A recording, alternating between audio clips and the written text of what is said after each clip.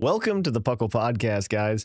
I'm Thatch, and on today's show, we talk about whether Legends EA is living up to the precedent that was set by Pokemon Legends Arceus.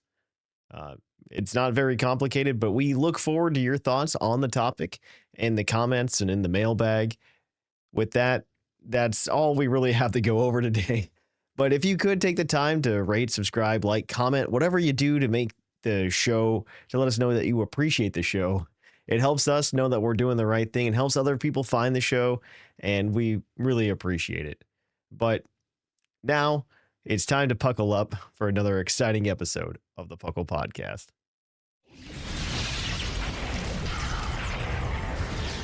And now, coming to you live from atop the Lavender Town Radio Tower, it's the one, the only PUCL Podcast.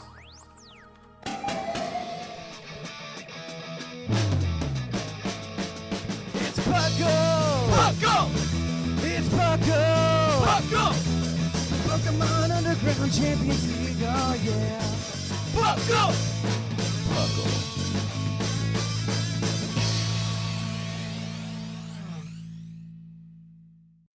Welcome to another episode of the PUCL Podcast. I'm your host, Trainer Thatch, here today with my wonderful co-host. We've got the one and only Fluffiest Whimsicott. Ciao, everyone. And we've got Lord Jushiro, or I guess just Jushiro. You don't own a square foot of land in Scotland, so no, we can't grant upon you the title of Lord. I don't own a land anywhere.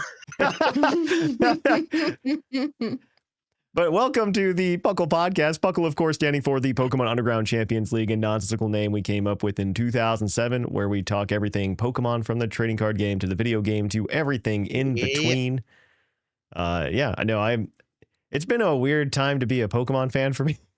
It's just weird to be alive. I've been doing a lot of work. I've been working a lot this week, so I haven't done much Pokemon. I've thought about what decks I'm going to play once I get out of this proposal. Yeah, no, I'm very excited because we're doing like TCG for PUCL Badge Bonanza this month. Nice. So I'm very excited to be able to just go ahead and build some decks. And I found out that like a couple of the stores locally here have started.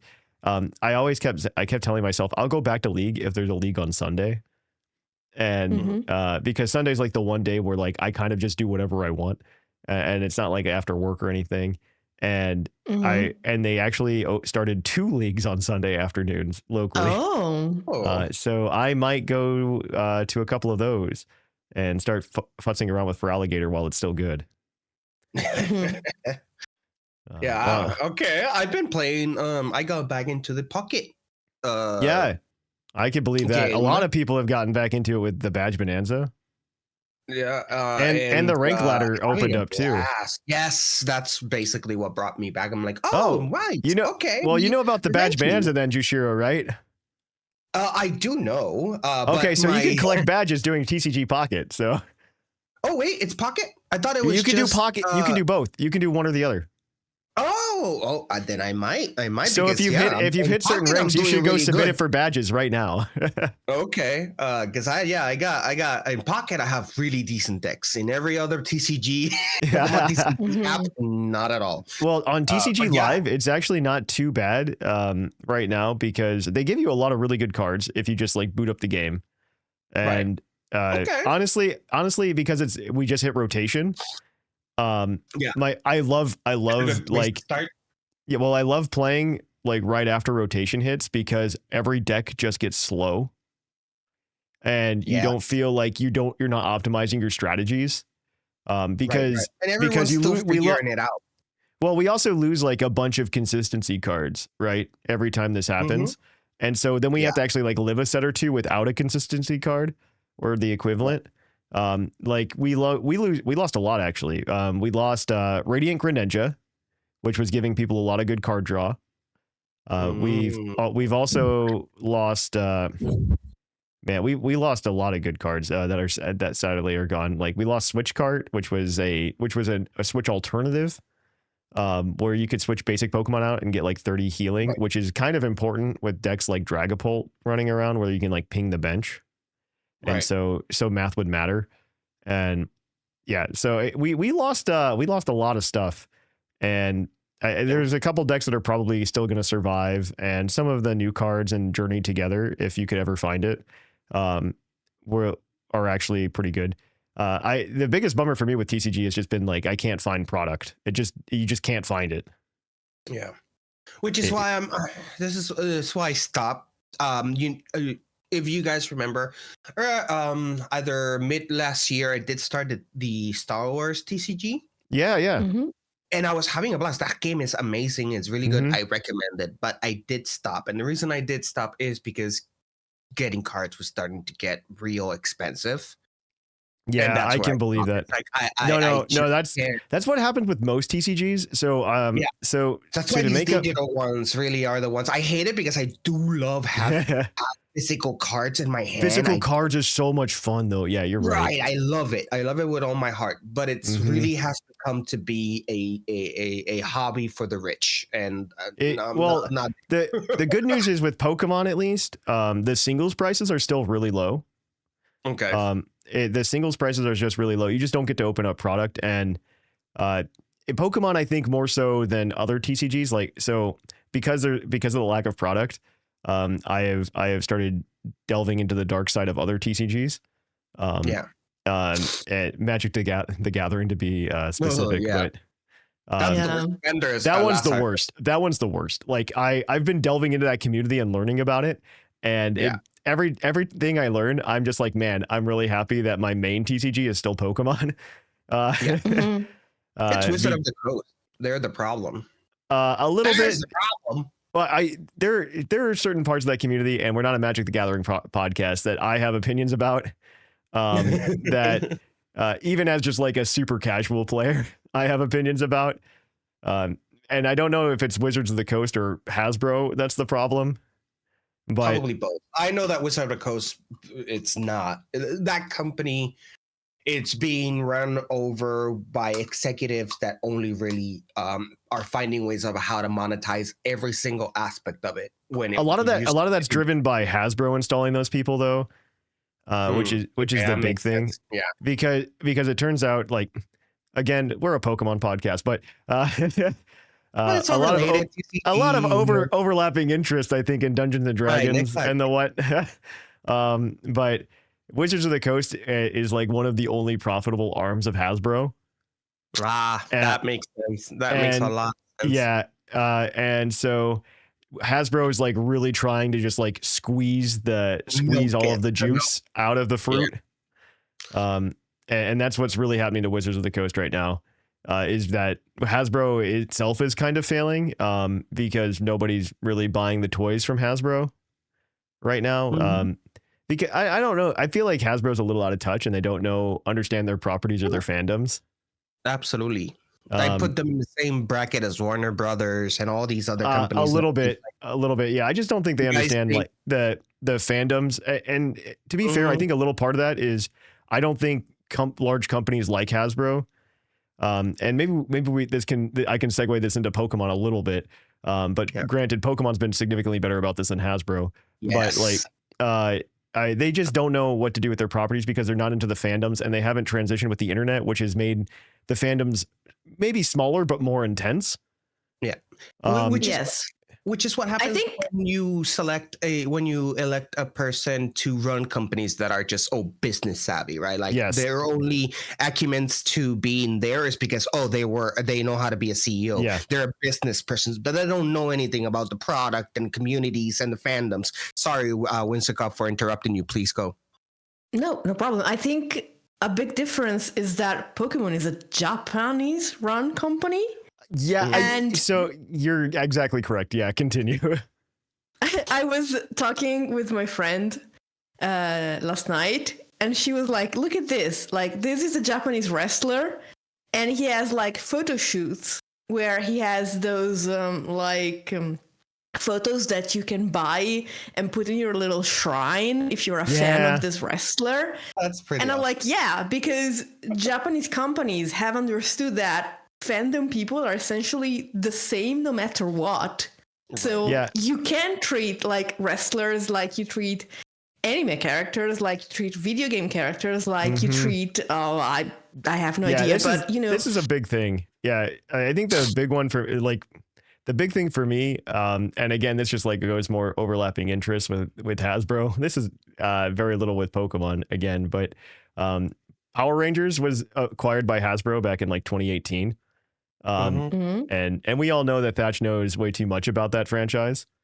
And, yes.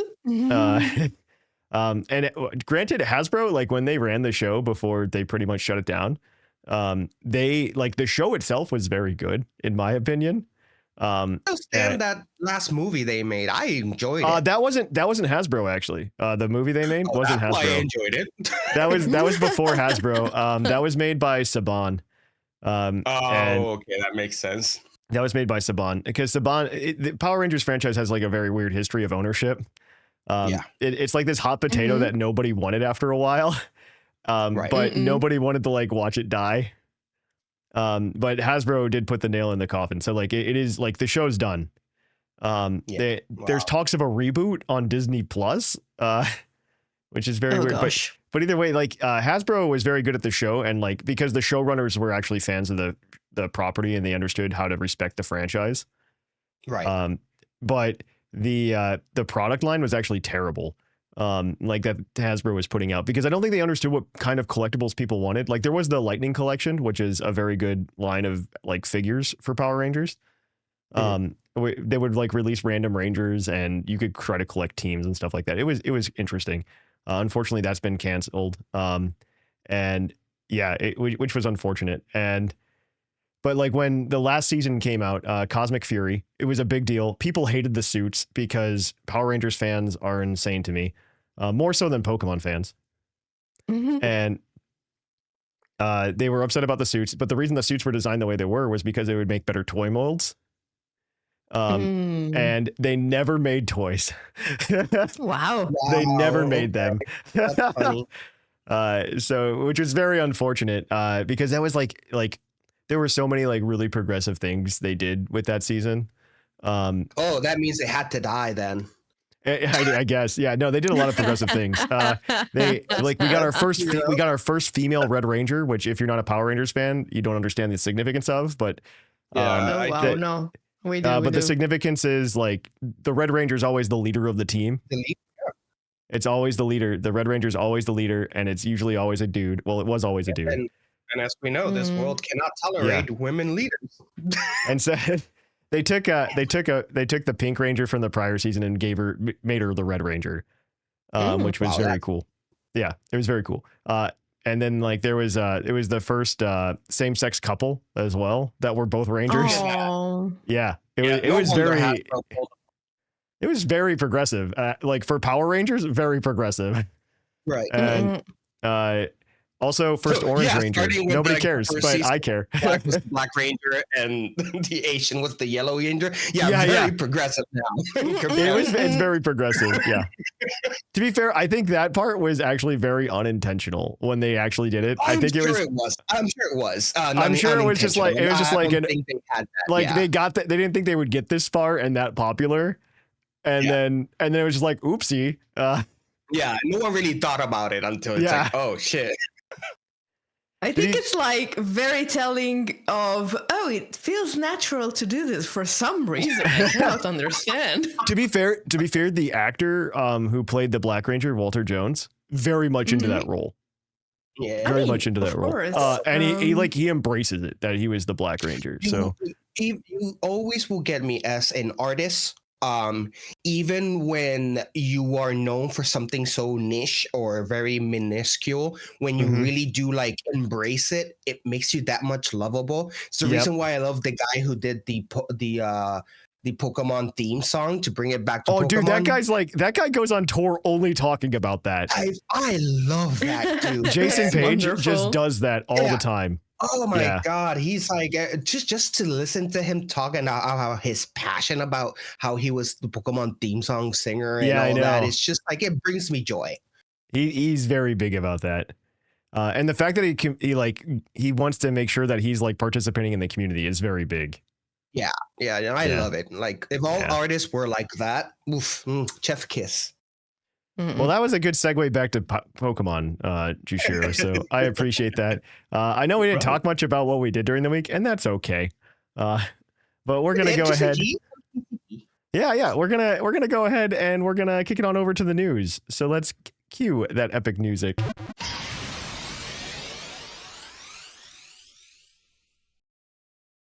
Welcome to the news. In the news, we've got, I guess, things to talk about. Yay! It's a slow news week, actually. After the Switch 2 came out, and then after the random trailer drop. Well, I wouldn't call it random, but we got the trailer drop during the Nintendo Direct. There's just not too much to go over here, guys. Oh, that's the wrong screen. Seeing behind the door. But here we go. The first piece of news, and that's super interesting, is that like Pokemon events. I didn't realize this. Like I knew that like Magic and Yu-Gi-Oh tournaments would get pretty big, but apparently Atlanta Regionals has a chance to be like the largest regional ever, which makes sense. This happens this has been happening the past few years where every regional is just bigger and bigger and bigger and bigger. And we just get like huge numbers of competitors. And so we actually had this list that Chris Brown on Twitter put out. And it's amazing. It's just like the top like TCG events outside of Asia, like in terms of how many people participated. And so like EUIC this year was like the largest Pokemon event, hard stop, at like almost 4,000 players, which is insane to me. That's so many people. And like NAAC last year was 3,100, which is a lot too. And EUIC at 4,000 just about makes it like number 6 of all time. And the only TCG events that are beating EUIC, by the way, are from 2015 or earlier in terms of population from Magic and Yu-Gi-Oh. And like these things, like, so Pokemon is probably like in terms of like real play, the largest TCG right now. Like in terms of in-person play and in-person tournaments. Wow. Now I don't know enough about like the Magic and the Yu-Gi-Oh circuits to like properly comment on this or know anything about it. Magic will always be big, which always surprises me because Magic is known for magic. And what I mean by that is there's no magic shows, there's magic video games, but I think that's about the trading card game, right? It's like, how does Magic remain so relevant despite its it's promotional not being that wide as Pokemon. Because Pokemon doesn't surprise me. It's been around for already more than 20 years. Do you want me to give you my theory on this? And it's probably correct. Because I've thought about this a lot, actually. Okay. But I think I wasn't the only one. I think that Pokemon cards, Magic is tailored to be a TCG. Right. To be a functional game. While you look at Pokemon, right? And Pokemon is not like, okay, so like I think of like the typical pack structure in Pokemon, right? If you were to open a pack of Pokemon cards, if you could find one in this day and age, if you were to open a pack of Pokemon cards, you would open it, and if you were trying to play the game, you would be very disappointed because you are going to open up a pack of 11 cards. One of them is an energy. That's fine. Magic does the same thing. You're gonna have an energy. But then you're gonna get another 10 cards. Maybe one of those is a trainer. Like if you're opening Obsidian Flames, if you get a trainer, you were lucky. Maybe one of those you can. In some sets, 2 of them will be a trainer, and then the rest of them are Pokemon, and most of them are unplayable Pokemon in terms of the TCG. And that's because it's a collection. It's a collector's game more than a game that you play with the cards for most people, right? So I would say the advertisement of Pokemon has boosted the number of people that are just interested in collecting the cards. And I think if you were to look at the ratio of people who collect Magic to the people who play Magic versus the people that collect Pokemon, versus plays Pokemon, I think you see a drastically big split. I don't have the data on this. This is all speculation. But I would say, like, if you were to look at Magic, I would say you'd see like, well, maybe like 20% of the community collects it and doesn't play it. It's probably less than that in all honesty, but and then like the rest of them play it. And I think in Pokemon, it's 90% of people collect the cards and 10% of them play it. Yeah. And I think a big part of that is that when you make a Pokemon set, you're like, oh, there's this Pokemon, we need to put it on a card. Yes. But in Magic, you have no lore that you need to make a card for. You just make a card that fits the lore that you have, but is a playable card. Yeah, so Magic does have lore. It has a story. I know. And a lot of people get mad. I have been mad recently at Hasbro and Wizards of the Coast for some of the sets they've made for like disrespecting that lore and story. Recently, they have sets, like there was a recent set that came out in Magic. This is things I'm learning, by the way. So this is like my new hyper focus. Of course. But they what they've done in Magic is they have things that they call quote unquote hat sets, where they take these characters that like have this deep lore and they just like throw them in a different scenario. Like they very recently had one about race cars.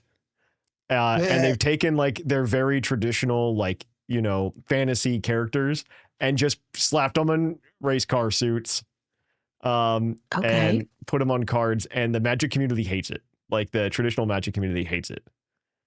I can see why. Because it would be like it'd be like the equivalent if like we just had sets. Well, honestly, a lot of us would probably like it if like Professor Sycamore became a race car driver or something. But we love that. Actually, I think we would all love this. Never mind. Hot, forget my point. Forget my point. But yeah, forget my point. But yeah, no, I think a lot of people in Pokemon specifically collect versus play. Which is why it's taken so long to get the player base up, because you need way more people buying cards to get the player base that large.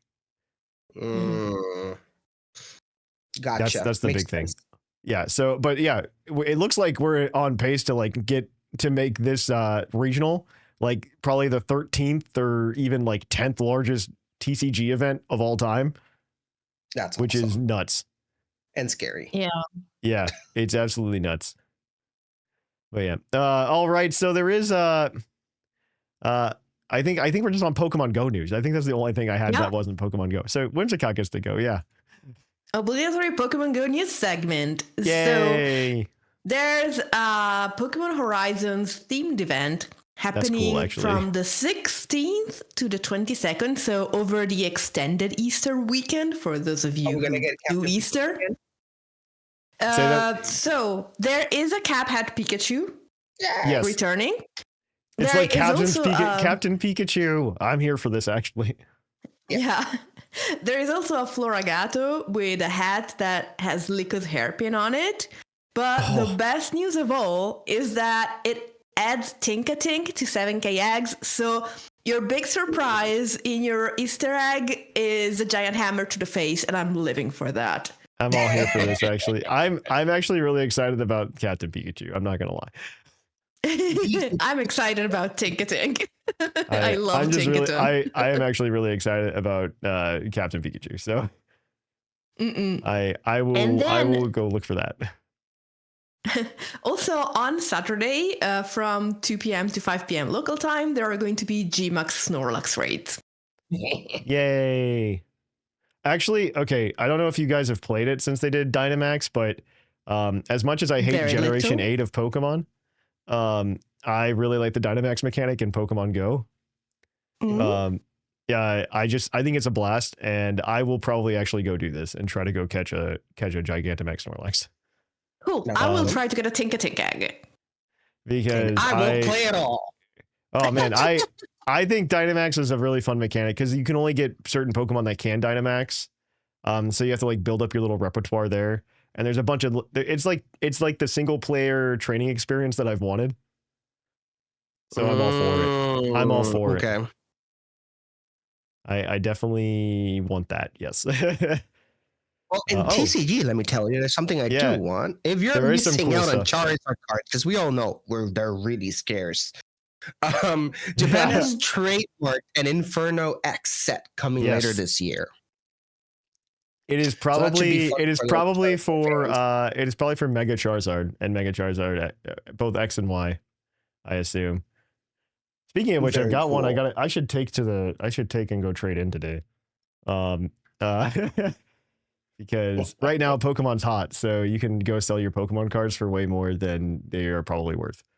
So That is, I literally just go once because this happens like every 3 or 4 years where people remember Pokemon cards exist.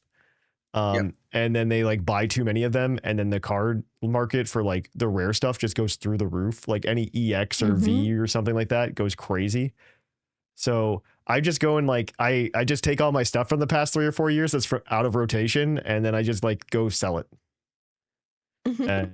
And then it funds me for like the next year and a half for like any purchases I would make. The best time probably the one that funds itself.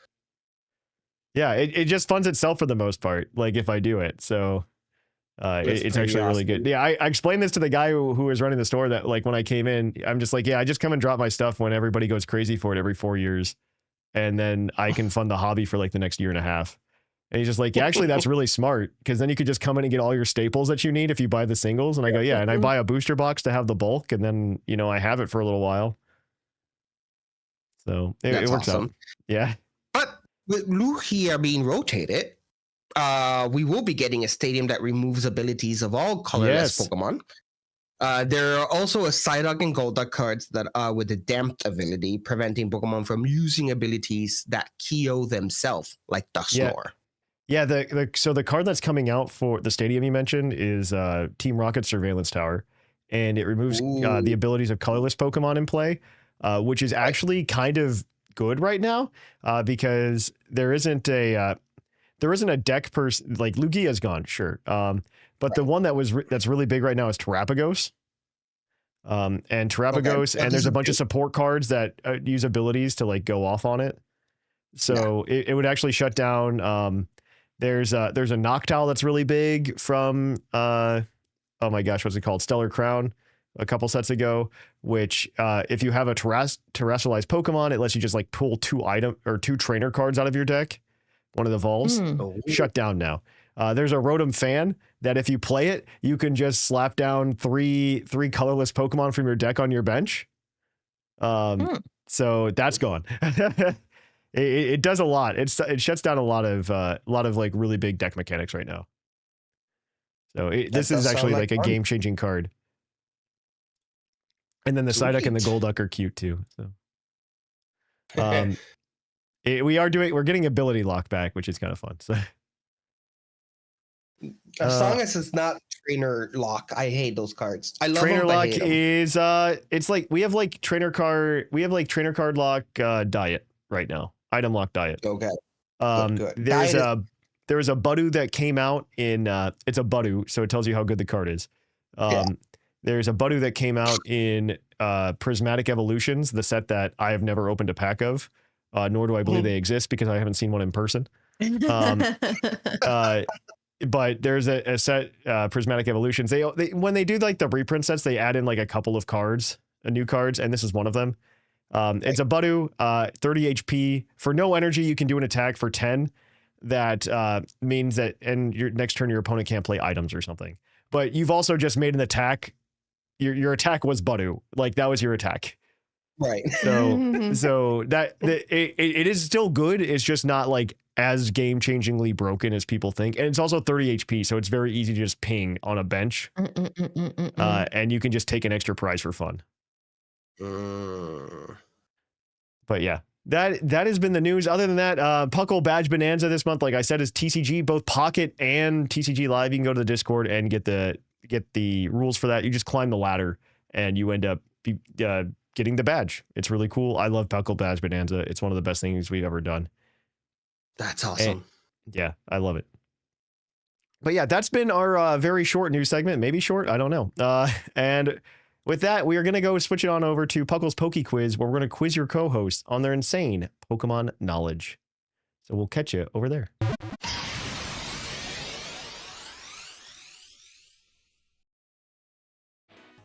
Oh, hi, and welcome to the Poke Quiz, the part of the show where we quiz our co-hosts on their insane Pokemon knowledge. I'm Mark from the Dunsparce Gang, here to explain the rules. Our fabulous co-hosts will work as a team to answer 5 Pokemon-themed trivia questions that fans have submitted on the Discord server. Each question is worth 1 point, with Pokedex and multiple answer questions worth more, for a total of 7 points. The host can use a free hint at any time. If they get all the answers correct and do not use the hint, they can cash it in for an 8th point. Welcome to Puckle's Poke Quiz, the part of the show where we quiz your co-hosts on their insane Pokemon knowledge. I am very excited for this. We're going to get into it here in a second. Let me switch screens. Professor Oak, of course, Poke Quiz. If you haven't already, please submit your questions to us at our Discord at pucklediscord.com. There's a trivia question segment. We really appreciate getting questions from you guys to try to stump these guys. And thanks. I should always do this, and I forget to. But thanks to Liger, who is a moderator in the community who takes the time each week to go through those submissions and find the ones of the appropriate difficulty. Thank you, Liger. It's a lot of work, and he does sift through a lot of questions. So thank you for that. But yeah, if you want to ask questions, you're more than welcome to over on our Discord. So we're gonna go ahead and we're gonna jump into it with our first question. Our first question is a general trivia question, as always, and it is going to be from Joey Pouchboy this week. Which human character has made the most appearances? I can't talk today. Across the whole franchise. Which human character has made the most appearances across the whole franchise? Different games, TCG sets, and anime. I mean, we can. I think even if you do the games, this might actually count too. But I might actually just count in the games, honestly. So I want to immediately say blue/green/Gary. I want to say Professor Oak or Looker. I don't think it's Looker. No. Looker is in a few things. Professor Oak is a good one because he's in a lot of the games, a lot of the cards, a lot of the anime. And the manga and the trading card. Yeah, you said. Yeah, this confuses me. Like, how do you count like an appearance? That is a good question, and that was not clear to me, but you guys are like on the right. You said the person already, but yes. Because it's like, okay, if you count every single episode of the anime as a single appearance, then Ash wins, you know? Ash is, I think it's Ash's like what Pikachu actually wins probably, but he's not a human, so right. I think it's Oak because it's he's kind of like you know what? It might be him because I was thinking of Blue just because he appears in some things in which Oak doesn't appear, but the opposite is also true tenfold. Right. So right. Yeah. Like he was in Snap and he's been in all the games, almost all the games. Oh, I forgot about Snap. That's a good point. I actually forgot about that. Yeah. He's in Snap. But he's not in like Snap 2, which is weird. It is weird they didn't bring back Oak for Snap 2. I'm kind of upset about that. Like some of the most iconic sound bites from my Pokemon past are the Professor Oak sound bites from Pokemon from Pokemon Snap. Yeah, we should get that guy on the show. I think he's willing to if we asked. I'm sure he's willing to. Then. Yeah, I would go with Oak as my only real, unless you have someone better. That seems reasonable. That seems very reasonable. Turns out Professor Oak is correct. Yeah, it is Professor Oak.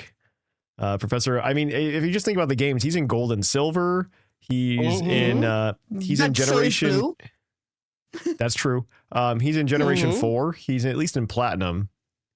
Yeah, he's not in Alola where Blue is. No, we do get like you get like the Alolan Oak. But if you do start counting the side games, then he definitely wins. If you count the sound games, he's in way more of those. Yeah. All right. Well, that's 1 for 1. Your second question is a general trivia question as well. And this one comes from Liger, the trivia master himself. Who is the only mythical Pokemon that is capable of evolution? Who is the only mythical Pokemon that is capable of evolution? I know. I think we feel that. We know this. So, capable is a weird way to phrase it, because It is, yes. And it's slightly intentional. Yeah. Because in theory, if I remember correctly, Manaphy is supposed to be an evolution of Fion, and then it makes an egg and you get, Fion in it, but Fion never evolves into Manaphy. Mm-hmm. And I can't think of any other mythical that actually evolves. Because legendary / mythical that evolve, they're all legendaries. Yeah, the panda. The panda. No, the panda's a legendary. He's a legendary, not a mythical. Oh. Yeah, that was He's my also point. not a panda. But I mean, I'll let it go. It's kind of a panda, but my Pokemon Go friend group had an intense discussion about this. Okay, we decided it's a moon bear. Fine. Okay, it's a moon bear. It's a moon bear, not a panda. There's a difference. What mythical evolves? But the other mythicals I can think of, none of them evolved. This one doesn't have a region, maybe, but yeah. I shouldn't. Why am I giving you a free hint? Why am I giving you a free hint? That was very free. I wasn't thinking about the one that is. I'm too nice this morning. Because it's regionless. It only evolves in Go, and we hate that. It's Meltan. Oh, Meltan. It's 100% Meltan. You're correct. It's Meltan. Right. I keep forgetting that thing exists. Yeah. Well, that's Pokemon's Don't blame you. Yeah. I don't blame you. Yeah. All right. Well, that's 2 for 2. Your next question is your Pokedex entry. And for longtime listeners, we've changed that, where instead of you guys telling me an answer and I go, oh, yeah, that's right. I'm actually going to go ahead and just give you the next entry, and you have a chance to change it if you would like to. If you got on the first try, 2 points. If you get after you change it, that's 1 point. We're going to go ahead and jump into it. Our question this week is going to be from, or our entries this week are going to be from an account that's called A Bird That's Reshiram. Ooh. And this first entry is from Pokemon Ultra Sun. It will pick up anything it finds on the ground. Sometimes it finds coins, so Murkrow and Meowth will go after it. It will pick up anything it finds on the ground. Sometimes it finds coins. This is from, you said it was Ultra Sun. Ultra Sun. I want to say it's a Pokemon with the pickup ability because it would make sense. But it's a Pokemon with pickup ability, but also part of its personality. Much like Meowth. So which ones you said are going after it? Meowth and Murkrow. And Murkrow. Okay. So I wouldn't have said the name if that was the Pokemon. So exactly, which was my point. Like, we are excluding those two. You know who goes after those two type of animals goes after? Mice. Exactly. And I was thinking like a rat Pokemon with pickup. Right. Yeah. So it's not Rattata, because the entries for Rattata in the Alola region are about, how Alolan Rattata evolved, quote unquote, from regular Rattata. Right. It might be something like Centret or Zigzagoon or something of that sort. The Yangoon. Yangoose. Yangoose. I think the entries about Yangoose are more about it being aggressive or guarding its or something like that, but it could be. Okay. So we can go for that if you want to. No. I'm gonna need an answer here, guys. Yeah. I don't think it has pickup as an ability though. So do you want to answer something like, I don't know, Zigzagoon and see where that takes us? Yeah, I guess, because we can need an answer and I don't have one right now. Okay, let's try Zigzagoon. All right. Well, I don't tell you if it's correct or not. So of course. I forgot to change the name on this one, but it's still from A Bird That's a Brush Rhyme. This is from Pokemon Sword, the second entry. It's nature's cleaner. It eats anything and everything, including garbage and rotten things. The ground near its nest is always clean. Oh. It's nature's cleaner. It eats anything and everything, including garbage and rotten things. The ground near its nest is always clean. Huh. Oh, this is hard. This is very hard. It's Because bringing this me is to a hard other one. Pokemon that I don't know. I did pick it based on the username that submitted it this week. I didn't pick it on anything else. So I immediately you want to say something like Grimer. It just absorbs everything. But the entries for Grimer in Alola are about Alola and Grimer. So again, no. And it has a nest, which, I mean, every Pokemon could have a nest, but it speaks to me as a bird. Munchlax does pick up stuff and eat everything, but it doesn't. Yeah, it almost sounds like a Roomba, right? Like, does. But scurrying about. What bird Pokemon has up on the beach? Yeah. Okay. What bird do we know that is cleanly? It's not a bird. He's trying to tell us it's literally shaped like a Roomba. And it scurries about on the beach, and then it runs away really fast when you approach it, I bet. So it's a Wimpod. I did this a lot last week, and at least I picked up on my hints. Sometimes I do this where I drop the hints and then like nobody gets it, and they just like completely ignore me. I usually follow you if I can hear you. So I was kind of offended by you saying that last week. Oh, not you. It wasn't you. I didn't say you, but sometimes it happens. No, but you said everyone usually doesn't listen to you. I generalized. Okay, fine. I think it's Wimpod. You think it's Wimpod? It is. It is Wimpod. Okay.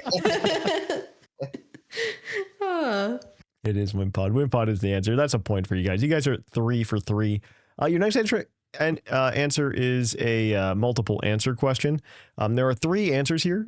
You are up for all 3 points. So 1 point per answer. And so I'm going to go ahead and read this to you guys. This is from Crud Bone Meal on the Discord server. Wow. The names are getting wilder and wilder. I don't know if it's because they know I pick the questions based on the names or what. But there are 3 answers, like I said. What 3 Pokemon lines have multiple possible abilities that give them immunity to a type by either absorbing it or negating it? So like a water absorb or like a volt absorb or even like levitate. The Chinchou line? The Chinchou line is correct. That is correct. You get 3 strikes, obviously. The Chinchou line is correct. It gets water absorb and volt absorb, right? So. Okay. Then immunity through ability, the most common one is levitate. Does that count like for statuses like Lightfoot? You do have the hint still, by the way, even though I give you that free one. So don't forget. Let's try it without, because we might need it for the last question. It's usually very hard lately. I don't think you'll need it this time. This one's pretty easy, I think, this week. Okay. I certainly didn't need it last week, but... Anyway.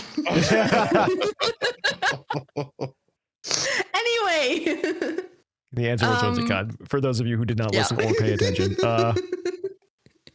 Okay, so... what line that has levitate and what other abilities like make you immune to something like water absorb, volt absorb? There are also stuff like storm drain or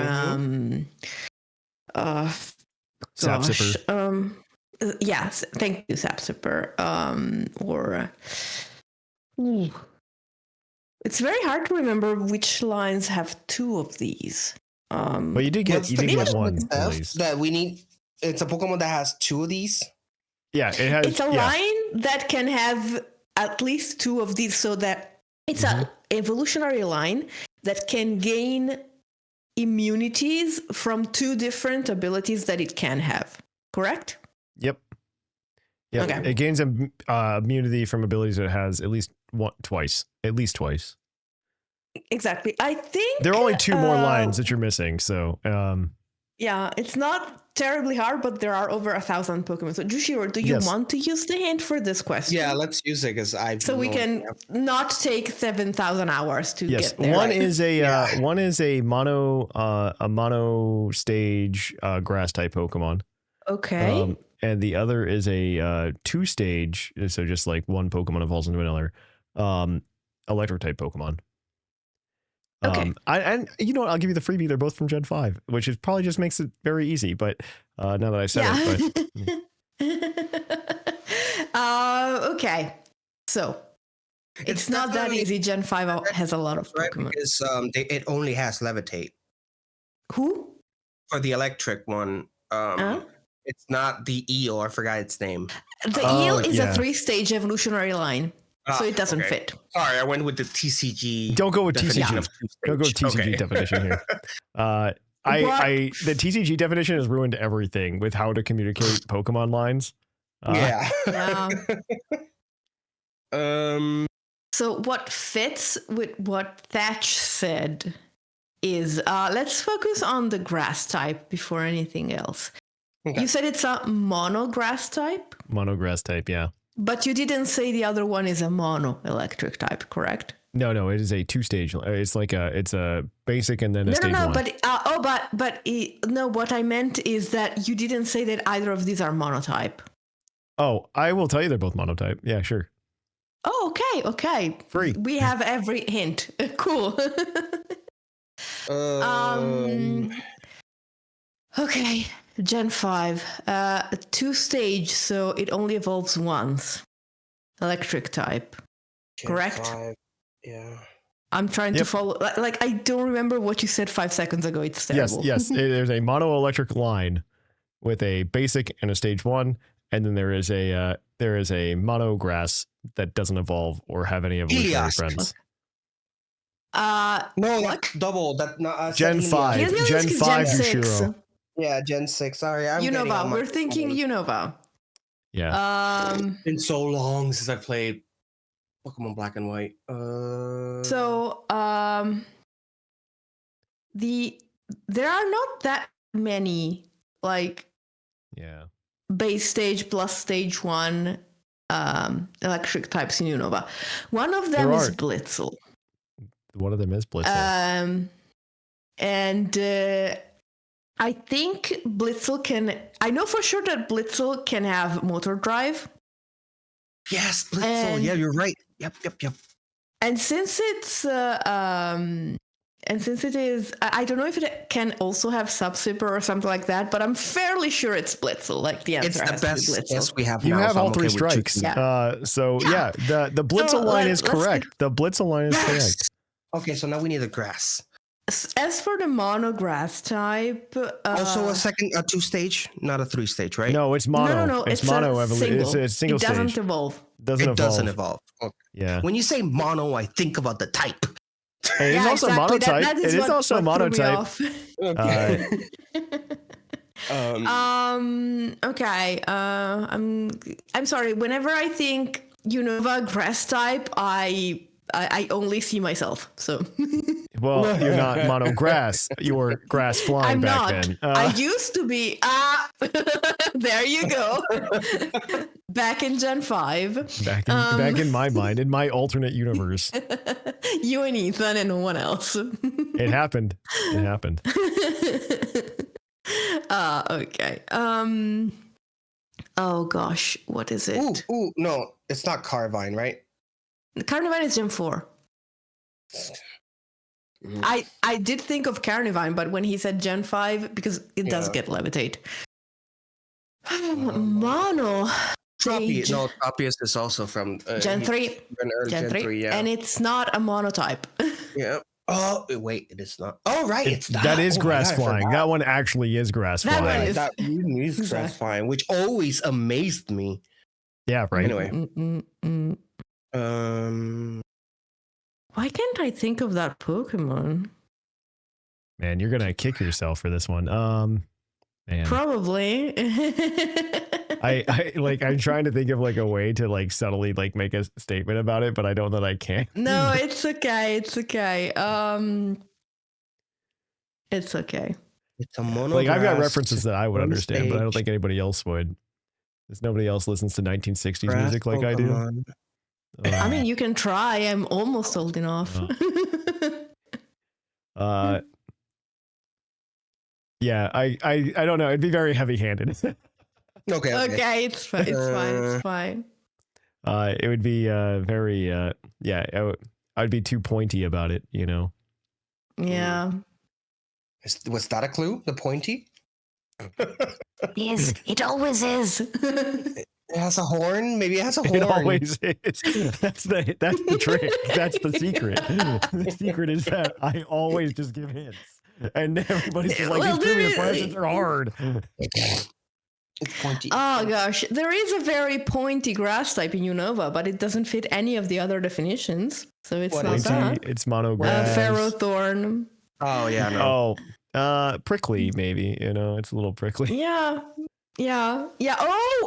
Oh, yes. I'm so sorry. It's Maractus. It's Maractus. Yes, that is the correct answer. I would have never guessed it. So thank you, because Maractus to me is the most forgettable Pokemon of all time. Yeah. Someone in the community doesn't like you very much for saying that. So the Maractus community does not like that. That's for sure. So there's the Lantern line, of course, Maractus, and the Substrika line. They are all your answers today. All right, you guys are 6 for 5 or 4 or whatever it is. Base stat question, as always. You don't have the hint. And we're going to go ahead and we're going to give it to you. This is from Sleepy Dreepy.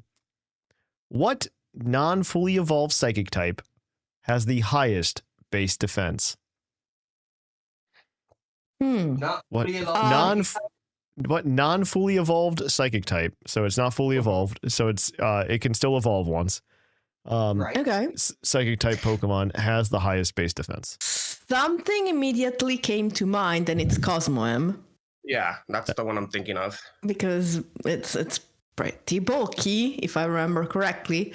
It's just very hard to remember how bulky it is because it's never used competitively. Because it knows teleport. Anything. It knows teleport. Yeah. What else could it be? For defense, I can only think of Cosmoem. Because it's known for being like very heavy. Yeah, heavy. Lore-wise, that does translate to defense. It could. That's as far as I have. Other things that come to mind is just Metang, simply because it's a steel type. Right. And this guy, the cellular one, the monoclaws. Oh yeah, Duosion. Duosion, yeah. Yeah, but Duosion not very tanky. I've never used them, so I have no idea. The Reuniclus line is quite tanky, but I can never remember like where the bulk is, if it's in the HP department or in the fences department. So it could be a good answer, but I'm not sure about it. Okay. And I cannot really think of much else. So if we both immediately thought of Cosmoem, maybe that's the answer. And if it's not, we won't feel too bad about giving it, even if it's wrong. Are we going Cosmoem? I don't know, Jushiro, what do you think? Yeah, let's go with Cosmoem. Okay. Cosmoem is correct with a base stat of 131. And then actually second place goes to Metang at 100. And then third place goes to Bronzor at 86. So we were right on the money. Yeah, you guys were right on the money today. You guys definitely got it. So let me go ahead after and you like put us on the path and then gave us a little shove and put training wheels on our bikes, but we did get there. I only do this every week. It's fine. It's kind of fun, actually. What will happen is we'll get some guy who will say I'm making it too easy for you by giving you the answers, but it's fine. The truth is that you need to see this as a game within, like, we are essentially playing Password with Thatch as we do the rest of the trivia. And I think that is fun. That's actually very apt, I think, to what's happening. Because most of the time I'm just, I want to play too, okay? And that's fair. So let's see. All right. Well, I don't know if it changes much. Top 4 trivia scores get to go to our final at the end of the year. And we tally up at the end of November who's in first, second, third, and fourth, and they get to go in a tournament of champions that airs on the week of Christmas, so I can take a week off. Nice. And we're going to go ahead and let me tell you what the rankings are right now, what the points are. In first place, we have a tie currently between Seth Vilo and Jushiro with 38 points. I'm coming after you, Seth. In third place, we have R Sigma with 34 points. Nice. In fourth place, we've got Sublime with 30 points. I don't think anybody in the top 4 right now was in the championship last year. You guys do get to compete for a $25 gift card to Red Lobster. And then actually, I recently discovered PokemonCenter.com actually gives out digital gift cards. Still doesn't apply to me, so no. I could just send it with that other box I have to send you anyway. But yeah. Cloud9 and Whimsicott are both tied for 5th place with 28 points. They're only two out of the running, actually. Like they could jump to 4th next time they're on.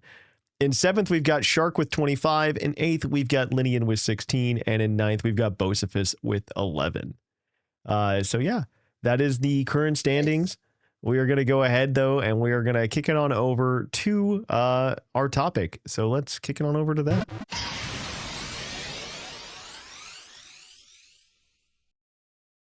Because if I don't do that, I will forget to record a whole segment like I have done before. On the video segment. Oh.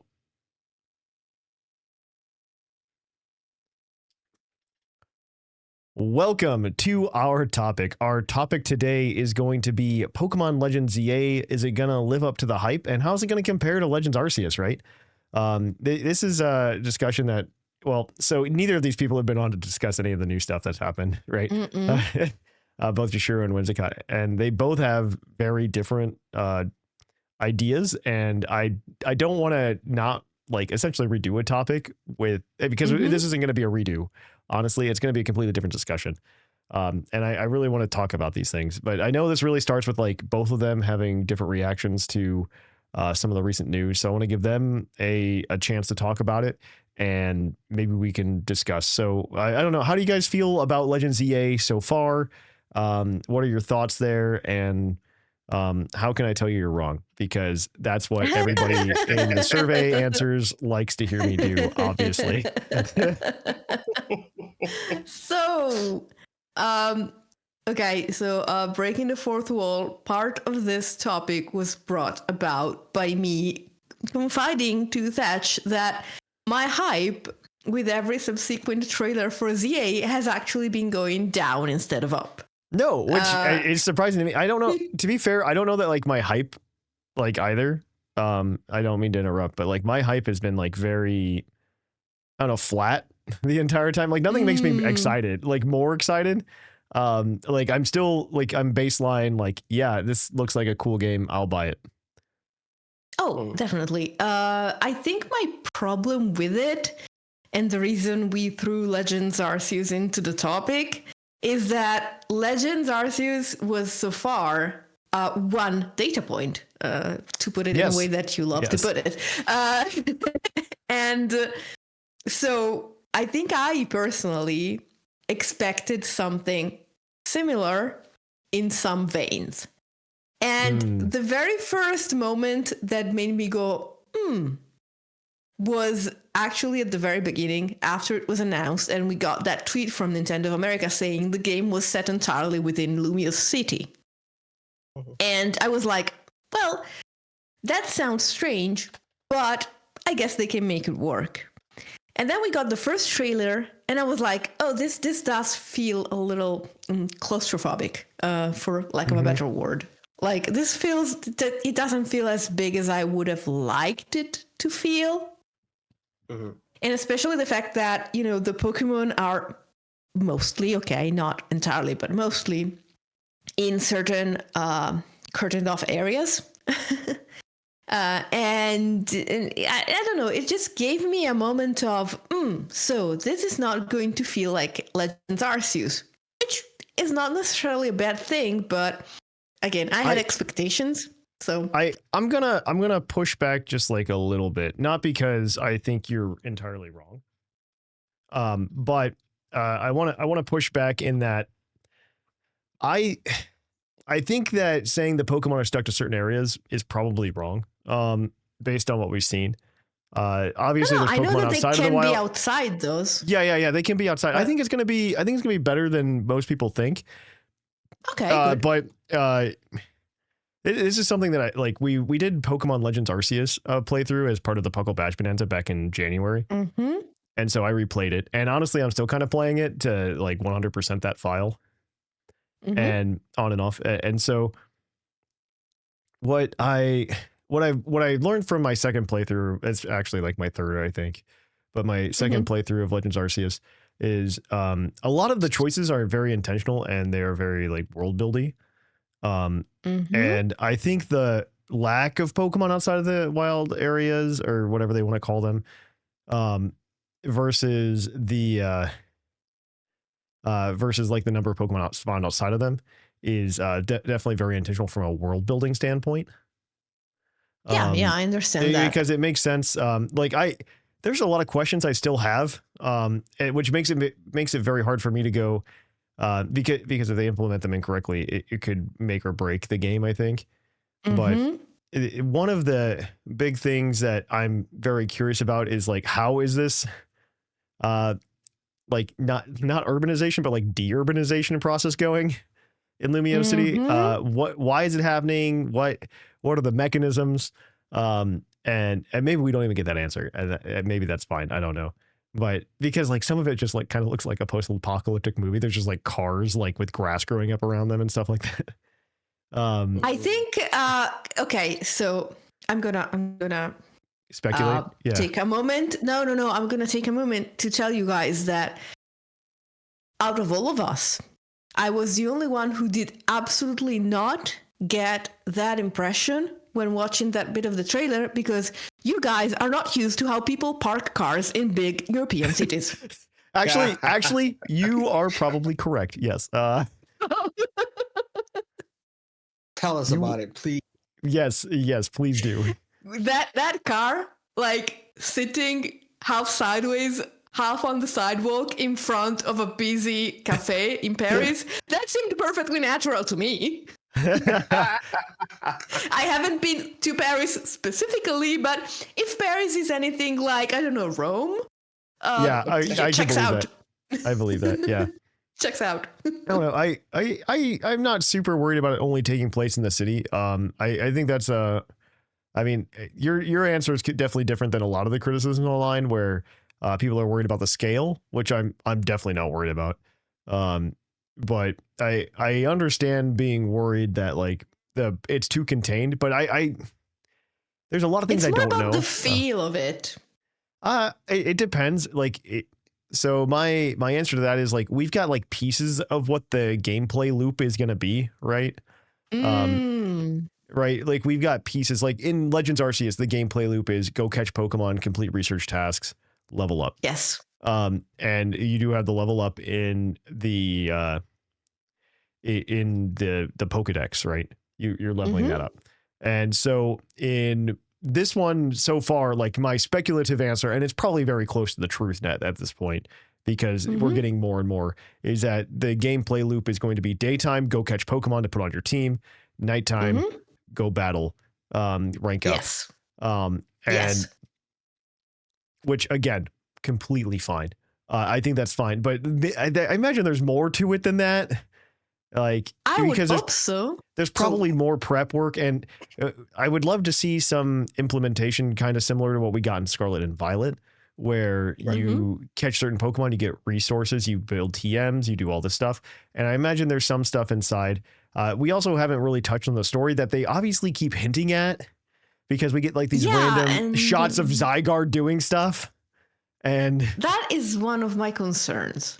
So, my other main concern is, am I going to enjoy the battling system, since so much of the game now in the newest trailers seems to be about those battles?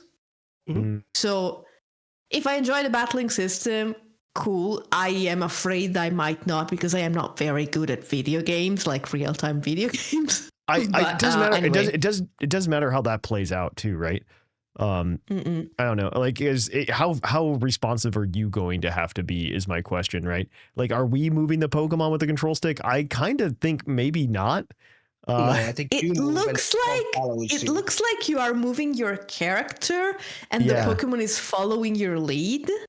Yeah, so I'm not which means super it worried can't about be it. too precise, which means it's probably something that a small child can handle, which means I might be able to handle it. But I don't know. I don't feel super worried about it. No, I think my problem with the impression I was left with the latest trailer was that, you are giving me something that a lot of people are probably going to enjoy, which is, the ranking battle thingy. Right. So maybe it's going to be a tiny bit like a Battle Frontier. Hopefully, everyone enjoyed the Battle Frontier. I was not a Battle Frontier girl.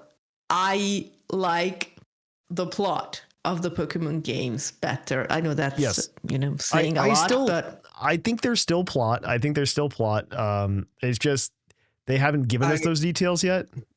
Yeah. My problem with that is I don't remember what the news cycle for Arceus was like regarding the plot. Oh, it was weird. So I wouldn't even try to equate this news cycle though to the Arceus news cycle.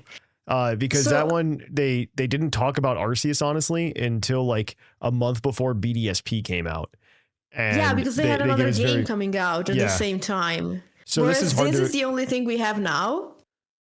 And my fear is that they are not giving us hints, teases about the plot, because there's not a lot of plot, and if you tease it, you've told me half of it. I hope that's not the case. I have maybe an opinion that might change your thinking. Or your excitement, or not even just your way. So, and this is all inferred, right? I'm not, the trailers don't necessarily say what I'm going to say, but it's just me with a little bit of knowledge of game design and storytelling, all that. And it's like the disadvantages of doing a game in just one location, we've covered them. But the advantages of having a whole game into one location is the opportunity of having more community and more NPC interactions that you would typically only meet one character once, and then he will never be part of the story again. Okay, in the last story. Whilst when you're contained in one city, you actually have the ability to do a la Majora's Mask, where people have their schedules, people have their community. You know where to find these NPCs. You get to know the owner of the store. You get to know the owners or the nurse in the Pokemon Center. And you have more ability to create characters that interact with each other than you otherwise would have when you have to move from one town to the other. So, of course, they haven't announced any of this. So, again, this is me inferring. I think what you say makes sense. I like... Yeah, you're saying essentially that part of the immersion feeling is going to be shifted onto the people instead of onto the Pokemon? Right. It's going to be about you're living in a city. Right. So so it's probably going to be that you're going to live in a city. And in the city, what's the biggest thing? There's a lot of communities. There's a lot of... You're right. In cities. I like that. In small towns are just a few people, rural areas, not that big. In cities, it's all about the people in it. Yeah. So... what I hope from Pokemon IAC is that I get that little slice of life of Pokemon living in a Pokemon city, where you see just people living in the Pokemon world. What would be a Pokemon city instead of just having NPCs walking around saying the same stuff after you talk to them once or twice? You're gonna have variety of people interacting with each other. Maybe they will have schedules that allow you can only find this NPC. It's in the morning in the cafe, and then in the afternoon you'll find them someone playing baseball in the baseball park if they have one, and then at night you see them fighting in the in the place, and then maybe building those communities allows you to get to know these characters more and fall in love with them. That's number one. Number two, real quick, is much more game designish, is that you get a choice of how you build this city. Normally you have one location, but that means that location isn't going to remain stagnant. It means that everything you do in the game will trigger a change in the world, in the city. So maybe you have closed stores that you get to reopen. You get to have roads that are blocked, and you get to unblock them, and people start communing. And you see the which we saw very little of it in Legends Arceus. When as you progress through the story, you saw that the town started to get more Pokemon in it, but it really wasn't that impactful. Here is an opportunity where your character can actually make really big changes to a city, and then by the end of the game, this is a complete different city to the one you started with. This was kind of what I was expecting from the first presentation of the game, when they said there was a renovation going on, and we all thought it was going to be the one that took place in Paris in the 1800s. Right. But then it's future, which is kind of like, it's but present, now, like, you do see a few, oh God, the English word fails me, a few construction sites in the trailers, but I didn't get the feel that the city wasn't mostly complete. I don't know. I don't think it's complete, more like changes, a revamp. Okay. Yeah. My also opinion about how this is being revealed so far as well. I think one, you're probably jumping the gun a little bit in terms of being like, well, they haven't shown me XYZ. Well, pun intended, I guess. But also that, like, we have to remember, like, them drastically changing the battle system like this is kind of a big deal, right? I know. And so they're spending but they're going to spend a disproportionate amount of time talking about that versus anything else that we would typically see in a Pokemon in a Pokemon like reveal cycle. And I think that's very important to contextualize. And then, so I think we're just at that point. We've had two trailers, like we've had two real trailers. Yes. I wouldn't call the first trailer we had a real trailer. No. I would call it hey, we're working on a game, and it's called Pokemon Legends EA. And I think that if we contextualize it in that, and say, oh, hey, by the way, this game's coming out. But we have this like completely new mechanic that nobody's seen before. I think it makes a little bit more sense why we haven't seen much else. There's obviously a plot. It's very clear. I think the battling was the point where everyone said that it was the weakest for Legends Arceus, right? Yes, I think that's about Pokemon Arceus was great. Well, pending graphics. Everything was great in the exploring, in the catching. But the people really liked the catching mechanics and all that thing. Yes. The weakest part, however, was the fighting. It's like the fighting is meh. I think that's partly why they've been focusing so much on the fighting this time around. It's like, hey, it's everything you love about the original Legends of Arceus, but now the battling is good. Yeah, and I think you guys are both extremely right. I should have probably prefaced that these concerns I have are very personal to me. Like, I'm not afraid the game won't be great.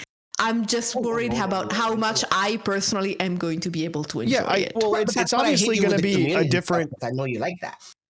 It is obviously going to be different than other games we've played, because one, I think they use the Legend. They're using the Legend series at this point to just kind of do something different and try to expand on it.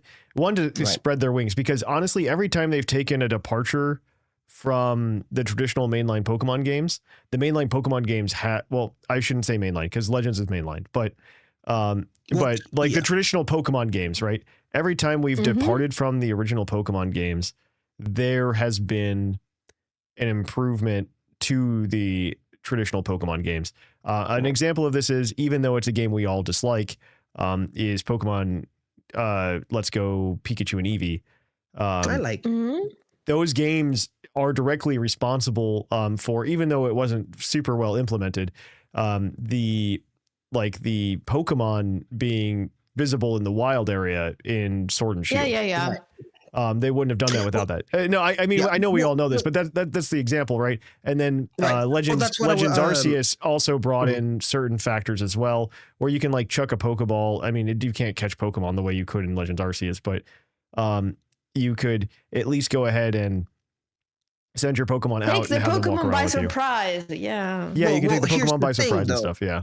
With the introduction of Pokemon Champions, it could be that it might be an implementation done to step away from what we call mainline or non-mainline, traditional or not traditional Pokemons, where it's no longer, we have to wait for Gen 8 or 10 to have a whole new meta. No, Champions takes care of the meta.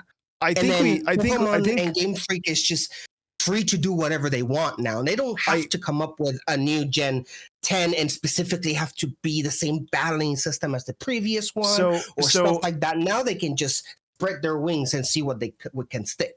I'm gonna push back on that a little bit, Jushiro, but I think we're very close to agreement. In that, so one, I do think that Champions exist so that they don't have to feel as pressured to put out a new game that with traditional battle systems.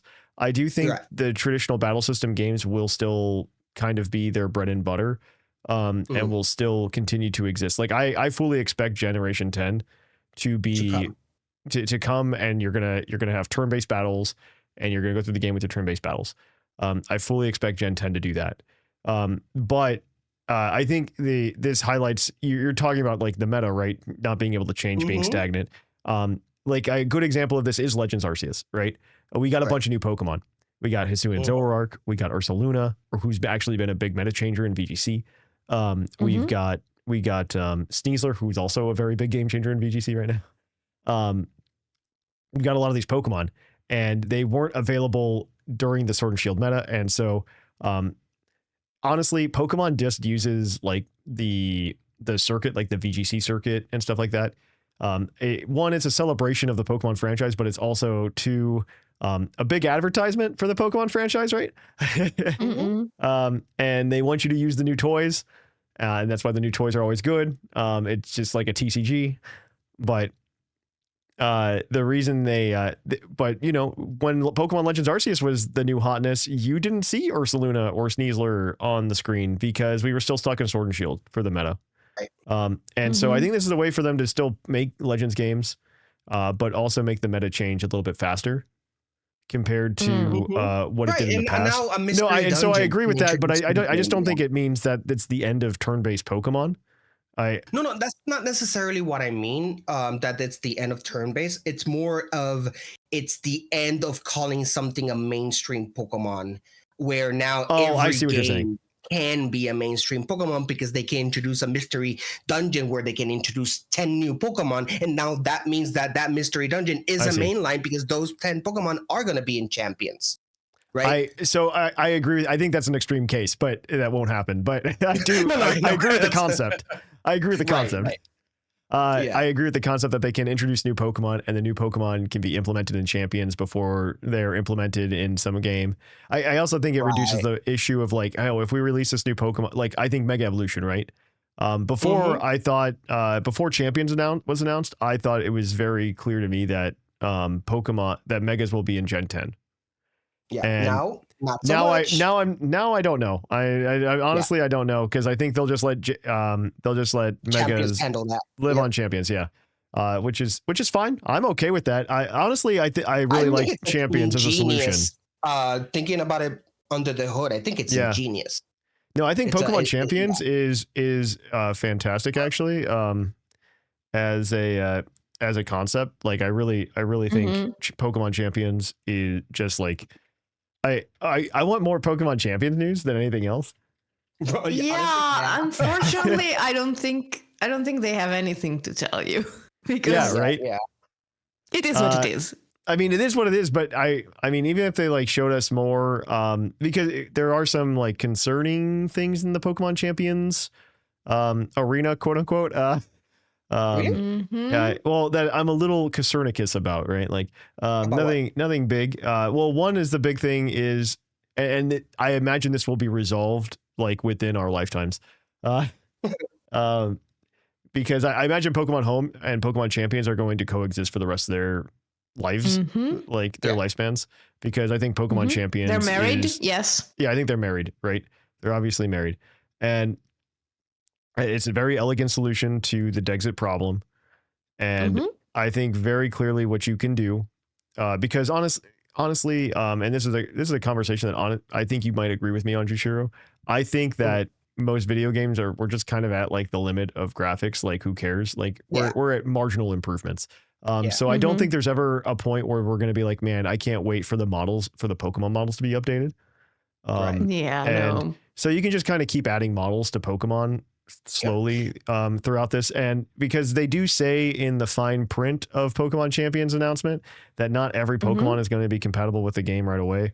And it's the right away part, though, that is really, they don't say right away relevant. flat out, but it's inferred. It's very heavily inferred. No, they do say it. They said, quote unquote, not every Pokemon, not quite quote unquote, but not every Pokemon will be compatible with Pokemon Champions upon release. Right. Yeah. So that, I mean, obviously, the fact that they specified that upon release, yes, is it means that they want eventually to have every Pokemon compatible with Pokemon Champions, or they would just have said not every Pokemon is going to be compatible with this game, period. Right, and I'm sure that Champions is going to have like its metas throughout going out. Like, this is now it's a season, right? This is the Gen 1 season, Gen 1, or now it's 3 gens, or when a new game comes out, it's like we're not going to allow them because Champions still holds the meta. As it stands, we're going to wait for the new game to come out a few months in, and then we're going to introduce them to the meta, and it will become a new thing. So it's not everything's going to be, guys. Honestly, we reach a timeline in a video game where we're not going to get everything at launch. I'm sorry. I don't like it too. No. My real feeling on this, Jushiro, is that they're going to line up VGC, like the VGC rule changes to new Pokemon. They're going to line that up with TCG rotation. That would be interesting. Because Pokemon TCG, a lot of people aren't aware, especially they listen to this show because we're so video game focused, right? But for TCG rotation, it just happened, right? It's April. It happens around April of every year. And so that is honestly around the timeline that we would get Pokemon Home updates for a new game. If it releases in November, we would get a Pokemon Home updates around April. And so my full expectation is you're going to be playing with these Pokemon until April. And then in April, we'll get the Pokemon. Well, on what I do think we'll probably see one early switch over probably around November this year. Because I imagine maybe not November, but earlier in 2026, maybe January-ish timeline.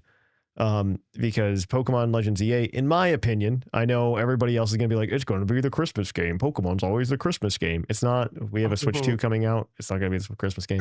But Pokemon Legends EA will probably come out in like October-ish. I imagine like January, February, we'll get the home compatibility with it. And then people will be able to play that meta with those Pokemon. That's when we'll switch VGC over to Champions. We'll switch as soon as we get the home compatibility. Champions will come out probably end of 2025, early 2026. Right.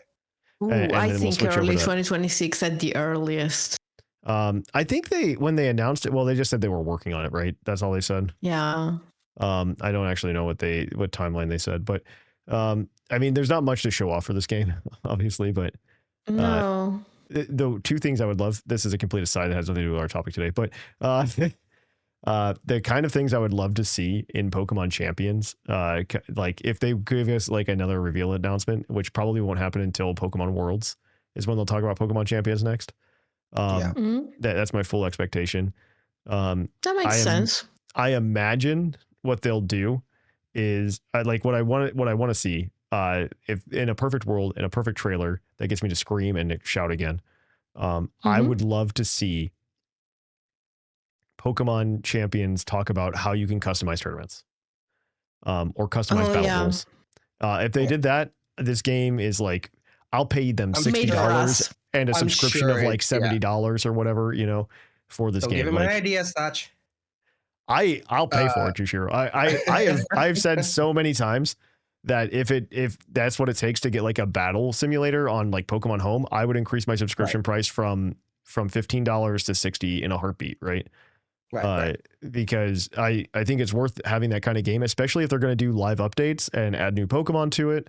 I think it makes sense. That's why I think Champions is so ingenious and more. Oh, it's a good solution. It's a good solution to any problem. Because it brings a lot of solutions to problems that, and not only that, it also gives the liberty of Game Freak not to have to invent the wheel every time. They have to. Game. I think the wheels are there. Well, you don't have to worry. You don't have to worry about because some of the big salt that happened, especially with Dexit, is that stuff like Mega's just poofed out of existence, right? Right. And one of my very sassy is the wrong word, but the comments I would have about a lot of things that Game Freak would come up with, like Gigantamax forms, right? I was like, oh, it's great you guys came up with those, but then they're dead, right? They just don't exist anymore. When was the last time you saw Ultra Necrozma? You haven't since 2017. And I think things like that. I think things like that are probably the bigger problem that I have had with the Pokemon franchise, and obviously Pokemon Champions fixes all of this. But yeah, I don't know. We were talking about Pokemon ZA, but I think it's hard to talk about one without the other. No, the Pokemon franchise has become so intertwined with I really wish back in 2019 when they announced Exit that. And this is what I really wish they would have done, that they would have given us this kind of roadmap, that they were planning to redo the Pokemon franchise, essentially, rethink the Pokemon franchise and how it operates. And say, oh, hey, our plan is really to have backwards compatibility with Pokemon in Pokemon Home. Right. And to say that, if they would have said that, I think I would have swallowed the pill a little bit better. And then especially if they could have even announced hey, we're going to come up with a battle simulator that connects to Pokemon Home that kind of stores historical data like this. Right. I think that would have been very big. We can only hope that they do something like this. Okay. I mean, we've talked a lot, but, and I have an opinion for the PokeOpinion, but, that I think is a fun little discussion topic.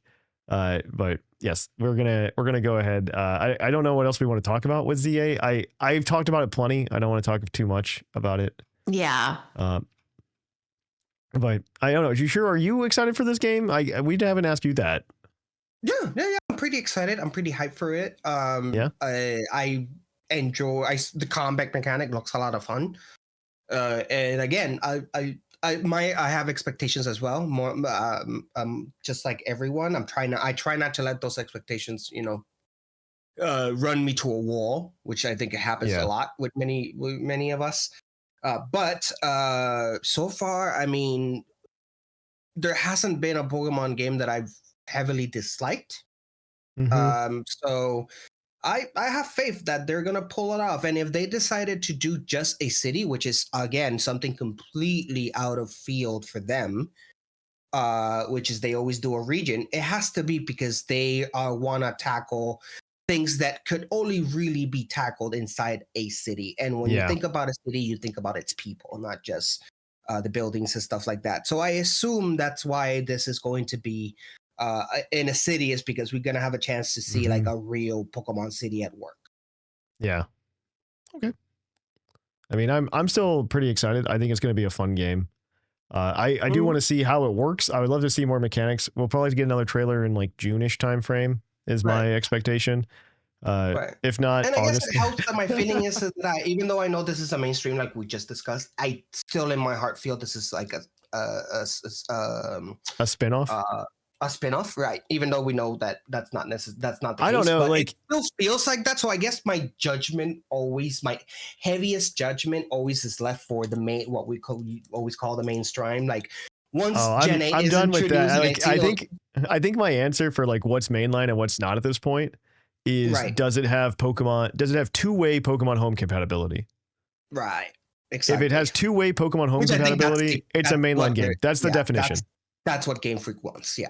Yeah, that's the definition. If you can take a Pokemon from one game and put it into another, and then vice versa, I think it is a mainline Pokemon game. Yeah. That is the definition. But okay. Well, this has been fun. This has been a good topic. Let us know what you think about Pokemon ZA. Like, are you worried? Are you excited? Let us know in our email at puclpodcast@gmail.com. But until then, we're going to kick things on over to Puckle's PokeOpinion, where we're going to have a fun little discussion. So let's kick it on over to that. Catch you on the flip-flop.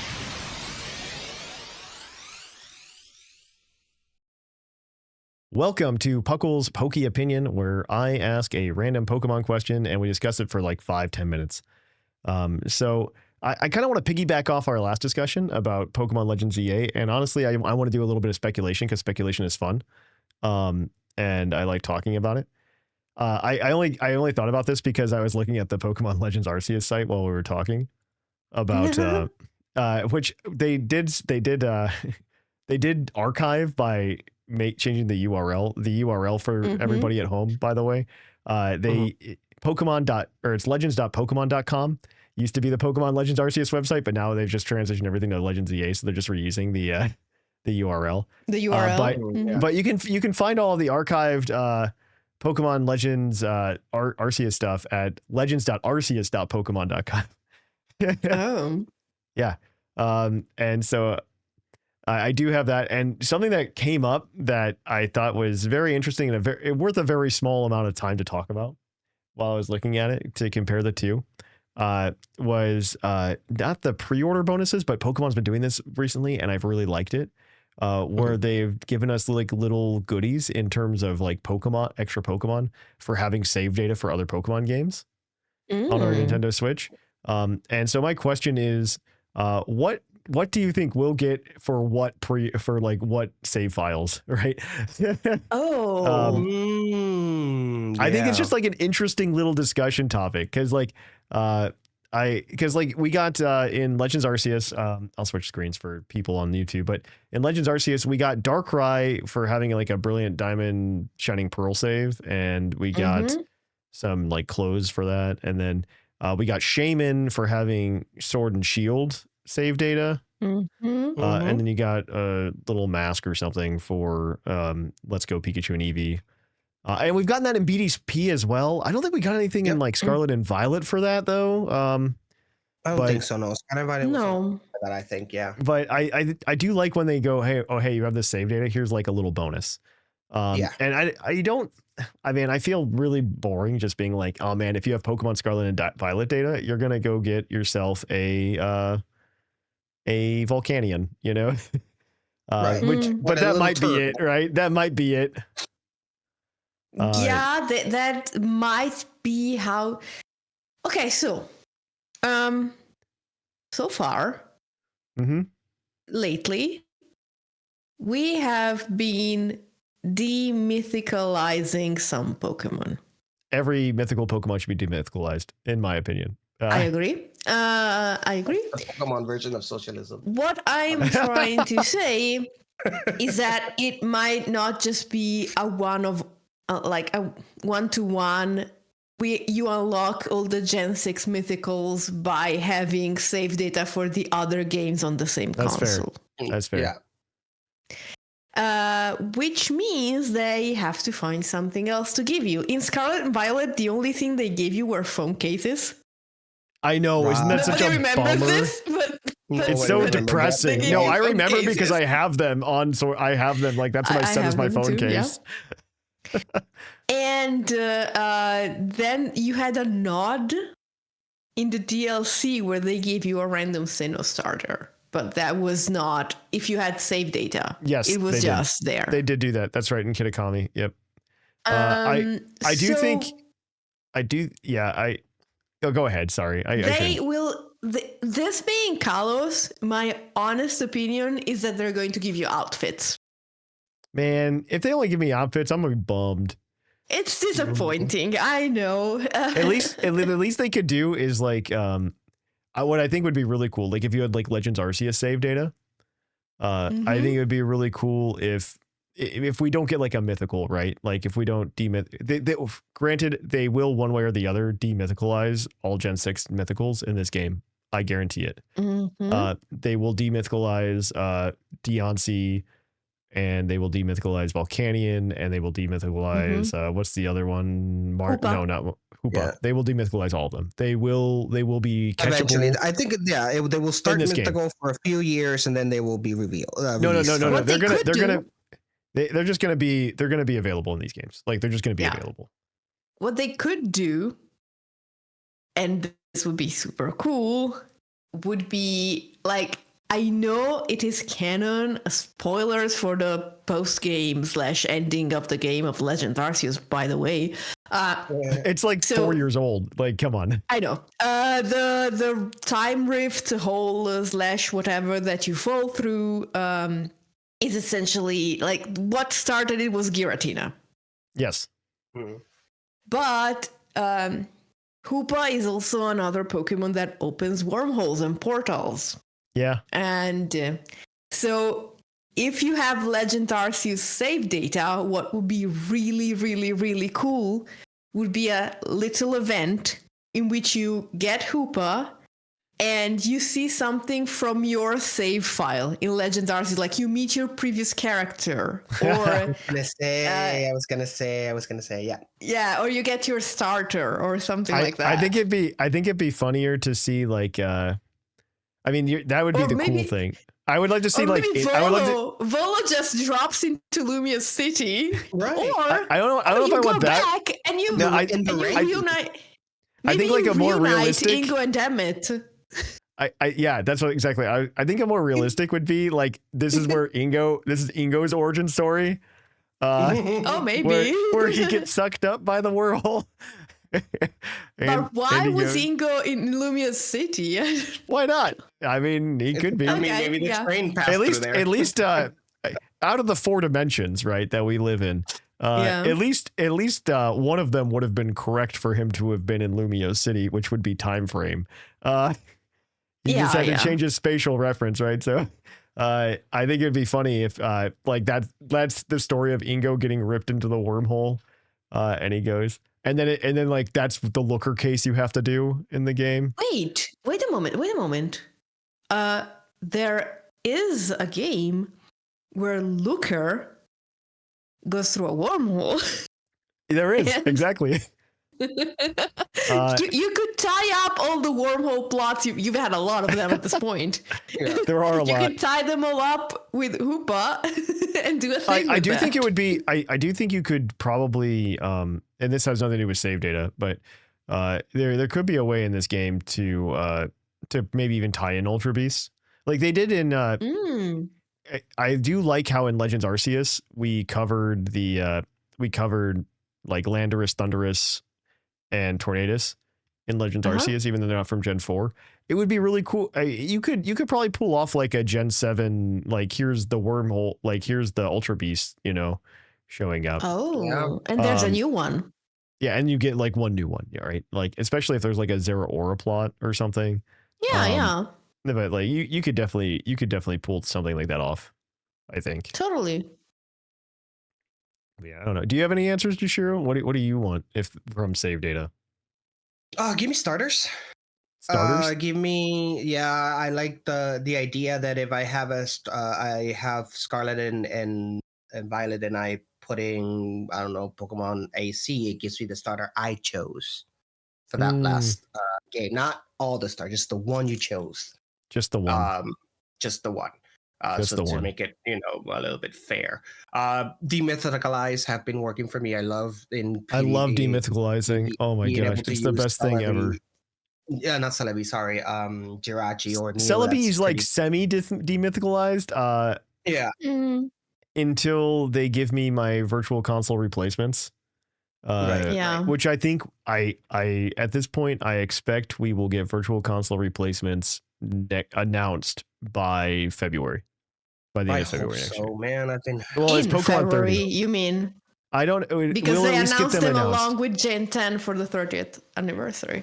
I think they will announce them by that time, in February. But I think they will for the 30th anniversary. Well, no, I see it going one of two ways, because what they did for the 20th anniversary was they dropped Red and Blue on Virtual Console.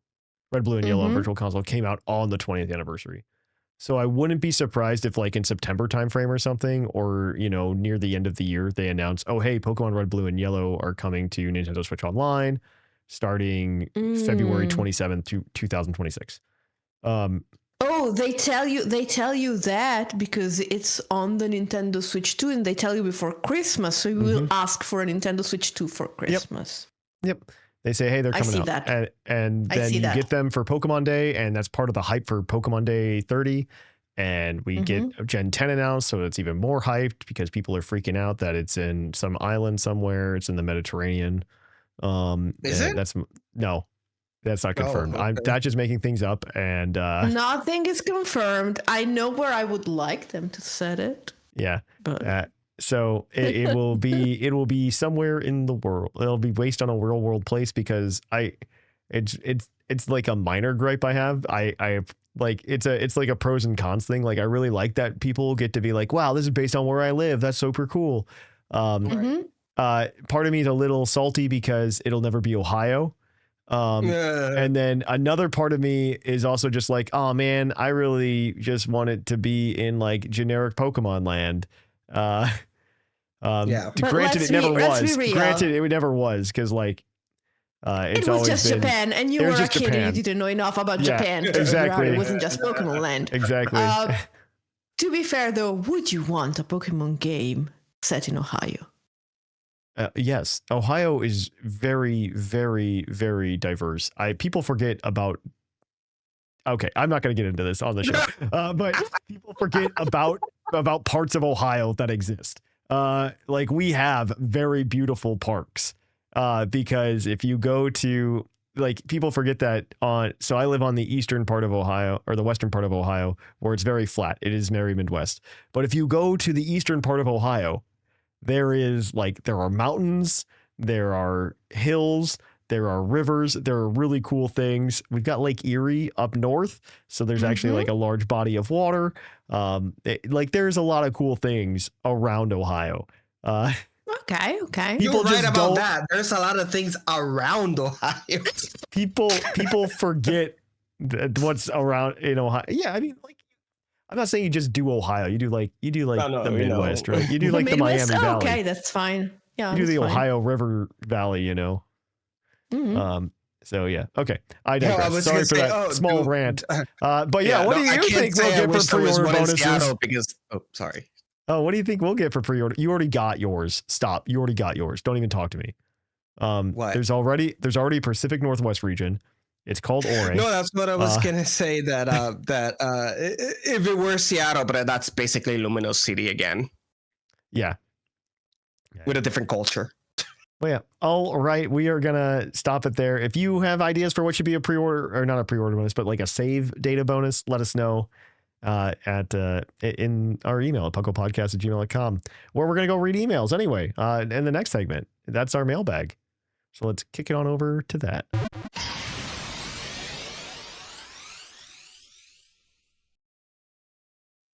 Welcome to our mailbag. The mailbag is the part of the show where you can email us at puclpodcast@gmail.com and let us know your thoughts. Last week we asked you guys if you were excited for Pokemon Coliseum and XD Gale of Darkness coming to Nintendo Switch Online. And we'll see what you guys had to say about that. But yeah, as always, though, this part of the show is brought to you by the fictional energy drink Green Tauros, the energy drink that gives you hooves. Hooves! And we'll give out the Green Tauros badge to anybody who we deem worthy, but I think both the emails we have today already have it. If they don't, they both have it, I think. I think that's the answer. Yeah. I'm fine with that. Our first email today is going to be from Reptile, and I believe Whimsicott wants to read that one. So I'll let her do it. And I do need to read the subject for this one as well. Okay. Because the subject is Pokemon Raw XD, Gale of Darkness. Pokemon Raw XD. Yeah. Greetings, Puckle. Please play Mirror Bee's theme in the background as you read my email today, because it's Reptile here. I don't want to get copyright strike. Copyright strike, yeah. Imagine it in your mind as I am reading the email, please. Pokemon Colosseum and XD are slow, clunky games with atrocious level curves, baffling difficulty spikes, annoying and tedious requirements to purify Shadow Pokemon, the final boss not even having any music at all, Jigglypuff looking like that, and pretty janky, rough translation efforts, not to mention carrying over all the problems with Gen 3 Pokemon, including but not limited to, deep breath, no physical special split, lack of items to play with, no XP share, and forcing you to refuse to evolve your Shroomish until it learns Spore. I can't wait to play them both. It's so true though. Okay, Gen 3 has so many problems, like Gen 3 Pokemon, because they were in the time of just like making sure that Gen 3 couldn't be rented to play to completion. So they made them stupid hard to just like complete. And I both admire and am upset about this. Oh, I digress. I'll go ahead and read the rest of the email. In all seriousness, I am excited to see these old games coming to modern hardware, and I'm hoping, though doubtful, that we'll be able to bring those mods to home. If we're not getting the mainline games on Nintendo Switch Online, having the side games is at least a nice little bonus for those of us who aren't as familiar with or willing to brave the 7 seas. I tend to be in favor of game preservation and archivism, though, and I'd much rather see a more permanent solution to these games being so difficult to come by. But this is at least something nice for now. Yeah, definitely. I absolutely agree. Yeah. I'm a big game archivist as well. We really are reaching into a point in our civilization where future politicians are going to have to address this. And they're going to be, and that's going to be part of their campaign where they're like, I am for video game. Maybe not video game specifically, but probably like digital content. Digital content. Yeah, digital content preservation and stuff like that. Yeah, I'm sure. Like, give it 10 more years if we're not dead yet. Well, let's not go into that because, the archive. Let's not go into that. While I definitely appreciate the quality of life improvements that have come with the modern age of Pokemon, I can't lie and say that these two games don't hold a special place in my heart. My love for long flowing jackets and sick motorcycles hasn't waned since I was 10 years old, so Wes as a protagonist has always been peak for me. I love Aura as a region because frankly, it kinda sucks as a traditional Pokemon region. In Colosseum, there aren't even wild Pokemon, and the landscape is dry and desolate, but that makes for a region where it feels grimy and gritty, full of crime and sleaze. My problem with the... Oh, sorry. No, go ahead. My problem with the protagonist of XD Gale is that he looks like the weebo that you would find on a conference, on a convention. He is though. And I can't take him seriously. Like people think, they toned it down. They look edgy, but when you translate that and I see it, I'm like, that looks like a weebo that just goes to conventions and wears a long jacket because Matrix came out not so long ago, and apparently everyone wants to use long coats now. In the year 2003, though, that is what all of us equated to cool. Okay, I know, and that's why I wasn't, but I was ahead of my time. You were also, to be fair, unlike most people who played those games, not a child in 2003. I've always hated edginess to no end because it's like, why do people tend to edginess so much when it's so boring? I think my biggest bummer is that they tried to age up the character in Pokemon Colosseum. And like try to make a darker story. Like there was an attempt to make a darker story for a Pokemon game. Right. And then they immediately reverse course, like going from Colosseum where it's like this dark, edgy, gritty story. And then you go to XD Gale of Darkness where it starts off with like a Lugia picking up a boat. And just like dropping it in the desert. And then you're just like, by the way, I'm just a kid. And like you're going around instead of on your cool motorcycle. You're going around on your little hover scooter. It's just the vibes feel real bad. Right. Oh my god. DX is what if the Snyderverse version of Pokemon. Yeah. Yeah. Anyway, that is on. very that, yes. That said, I would still choose to live in the best city in all of Pokemon, Opaloosa City, specifically the version in White and White 2. It's got its own urban vibe without being too big, and it's close by to both Castilia and Nimbasa for entertainment and shopping. I love a city, but one as towering and bustling as Castilia can be too much for me. So a good mix of urbanity and isolation hits the vibes just right. Thanks again for listening to my nonsense. It's always a joy to listen during my Monday routine delivering mail. Have a good day, Puckle, and remember that Team Snag'em spelled backwards reads Megan's meat. And thank you for your service for delivering Thank you, Reptile. Thank you. All right, we have one more email this week, and it's going to come to us from Nico. And he says, good morning, Puckle. Last week you asked what Pokemon region we'd live in, so let's talk about a few appealing options before we get to my conclusion. First, I love Unova. I love New York, and this ideal version of the city has the perfect balance of real and fantasy. For instance, there is nothing more authentic than their version of the NYC subway. After all, it would be unusual to take the subway in New York without witnessing a fight. It was kind of lacking in wild Rattata, but I was gonna say in giant Rattatas. Yeah. Of course, being Game Freak, they do take some creative liberties. For instance, the unattainable fantasy of free healthcare makes living in Unova much more appealing idea. Unfortunately, this region gets a pass for me because of how few Pokemon live there. Second, let's look at Hoenn. Mauville City is a giant mall with condos and or apartments on the upper levels. This walkable city has a gorgeous courtyard, rooftop access, and every need is a stone's throw away. The weather is perfect, and the beach isn't far. If you're an urban explorer, the Sea Mauville is a fun, unique, abandoned shipwreck to experience. That one's for you, Reptile. Oh my gosh, they quoted each other in the email. What's happening? What's happening right now? I love that. That's awesome. I don't know if we've ever seen that before in recent memory. Unfortunately, Hoenn has way too much water. 7 out of 10. It's 7.8 out of 10. Okay. Finally, Kalos. Some people might think, yeah, Lumiose is beautiful, but all of Kalos is beautiful. Game Freak nailed the castles, the rolling fields, the vibes of pastoral France are immaculate, and it has the best ever Pokemon too. As a francophone, I have no trouble passing as a Kalosian. As a painter, I'd have no trouble fitting in. If I could live anywhere, it would definitely be Kalos.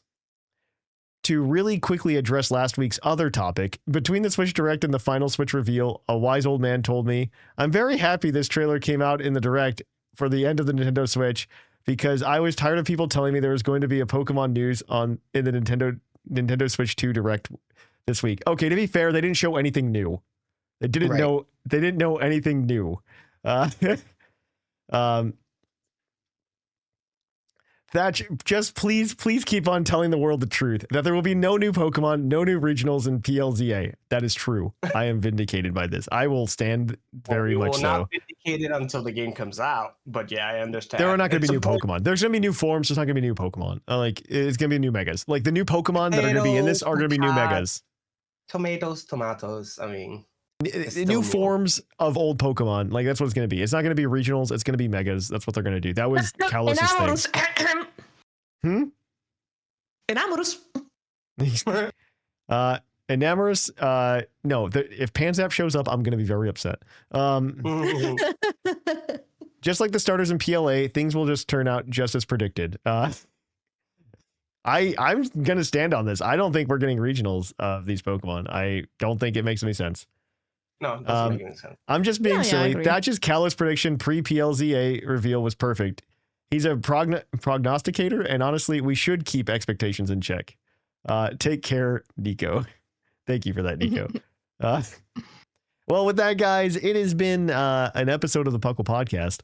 Of course, next week, like we said, let us know what your thoughts so far on ZAR. Are you still on the hype train? Are you concerned about the battle system? Let us know, puclpodcast@gmail.com. And of course, you can always answer the other question of what do you think the save file bonuses will be? It doesn't roll off the tongue. But yeah. Of course, if you want to hang out with us throughout the week, come to the Discord at pucldiscord.com. You can hang out with us on social media over at Twitter, Facebook, Instagram, and Blue Sky. Additionally, you can also check us out at Twitch at twitch.tv/thepuclpodcast. I'm going to be streaming some TCG this week on Wednesday. I'm very excited for that. And then, of course, you can always help support the show on YouTube at youtube.com/PokeOpinion and support the show monetarily over at our Patreon at patreon.com/PokeOpinion, or you can buy some cardboard at trollandtoad.com using code PucklePod5 at checkout and they get a 5% discount. And then it helps out the show as well. So with that, though, guys, I have been your host, Trainer Thatch. I have been the Fluffiest Whimsicott. Some say I've been Jushiro. And here in the Lavender Town Radio Tower, it's closing time.